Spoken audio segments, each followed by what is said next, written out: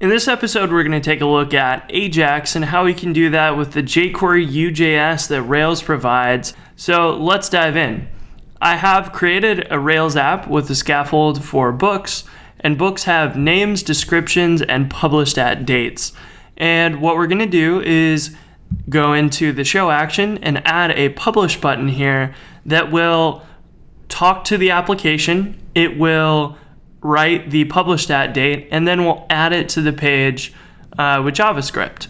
So we're going to first start with the jQuery UJS version, which should be the simpler of the two, but it's definitely more Rails specific, and you'll probably not want to use this for your bigger applications. So let's dive in.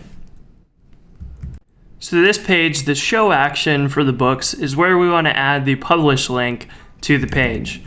And if we just go in here and we add a link to call publish, and we'll make up a publish book path and pass in the book, and then we'll dive into the routes to make the publish book path actually exist.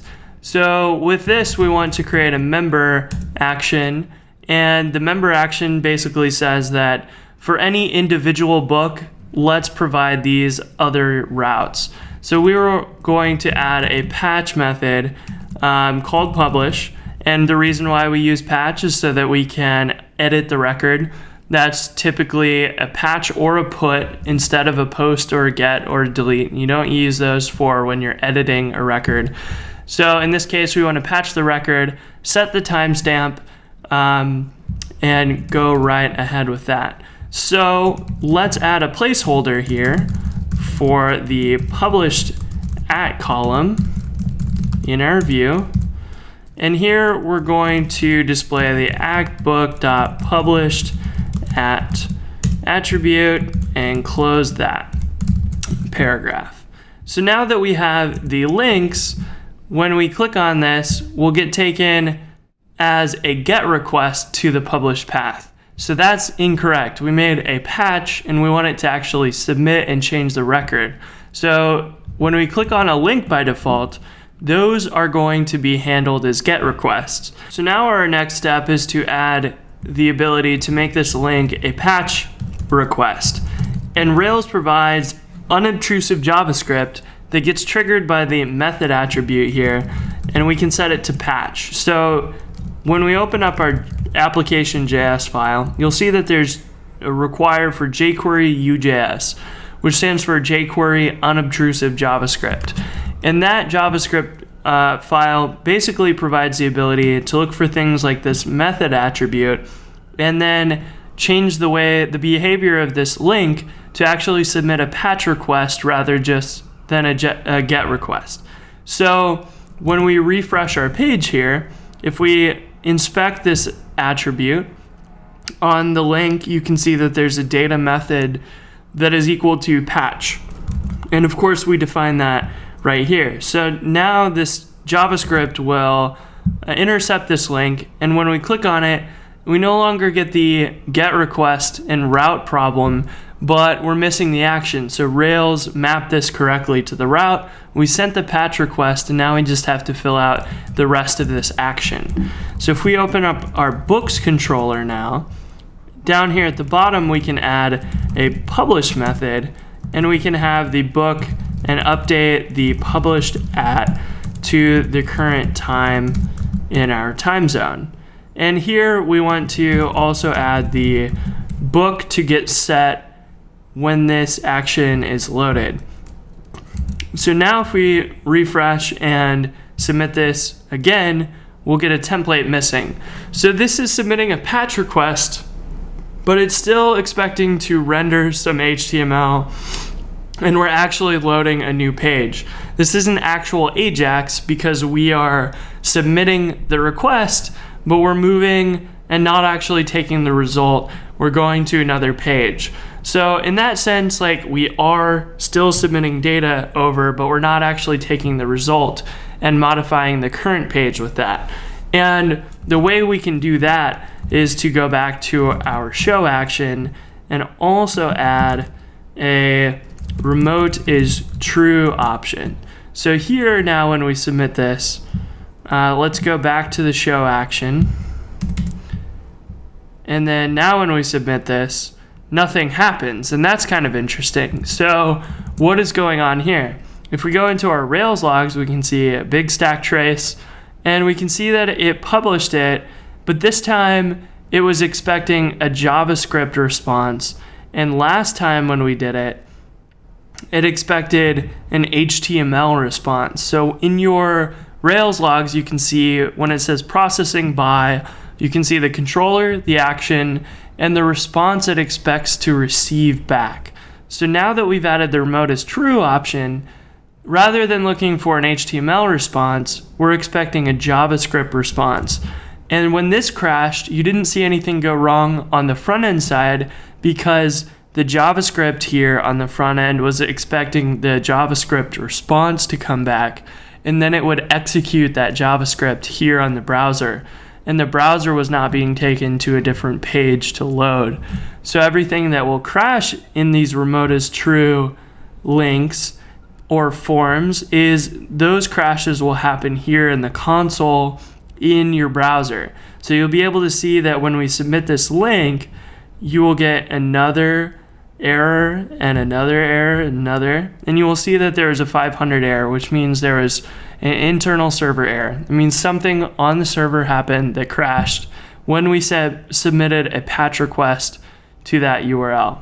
Now the way to fix that 500 error is to actually put in the template into our views. So if we go into our app views books folder, we can see that the formats that we have are a few HTML ones and a couple JSON responses, but we don't have any JS or JavaScript responses, and that's what we actually need to build. So when you look in the terminal and you see that it says missing template, it is saying that we're missing the template in app views books/publish, and publish needs to be English. It could be a JS format, ECMAScript format, or ECMAScript format, or a bunch of these other formats. And then we also have handlers. So these handlers are the extensions that you see when you have HTML ERB. You are using the HTML format here, and then the ERB is the handler used to generate the HTML. So you can mix and match these, and in our case, we want to edit the app views books publish.js.erb file. And here we can add in an alert just to say hello and see if it's working or not. And now if we refresh this page and click publish, we can see it says hello. So that means that what happens is when you click this, JavaScript intercepts the click, it submits an Ajax patch request over. The application server, our Rails app, returns this file, and that gets evaluated on the client side. So we're returning a string of JavaScript to the browser, and it evals the result. For convenience and learning this stuff, it's extremely simple, so you don't even have to write the Ajax request on the client side because jQuery UJS does that for you. So with this now, we can go into our show action, and here where the published at is written, let's actually give this a span and an ID called published at so that we can select this element on the page by the ID attribute, and then we can replace the contents of that with the newest published at time. So if we do this, jQuery provides the ability to use the hash symbol and then give it an ID. So here we can say published at, and then we can say that we want the HTML of this, or rather let's just do text because we don't want to put in HTML. And here we can say at book.published at, because we are using the ERB handler for this view. So publish.js.erb means that the code we need to write in here is JavaScript, but we can also add our ERB tags in as necessary to generate this code. So now, if we refresh this page once more, you'll see that, okay, 17:52:08, if we click publish, it updates the time almost immediately, and we can keep doing that and see that it keeps getting published again. So it's not loading a new page, it's loading this in the background through an Ajax request and updating the page with the JavaScript that we have. Now there's some gotchas with this. If you write incorrect or invalid JavaScript here, it's really hard to debug. So when you click publish and you have broken JavaScript there, nothing happens. You're not getting an error either. So that means that the Rails application is doing just fine. It's loading and rendering that publish.js.erb, but when it comes back to the browser to be evaled and you have bad JavaScript, it doesn't do anything wrong. It just doesn't work. You also want to be careful here that the attributes on the model are being escaped properly and that these don't actually insert JavaScript into your response. So you don't want someone to add a malicious book in there and have a weird published at date or description or name that actually has JavaScript in it that gets rendered and executed in people's browser. So one last thing is a little fun bonus. If you add the data disable with attribute that I covered in the last episode, if you add this to your link and you also make this publish take a little longer, so we're going to make it, let's sleep for 2 seconds.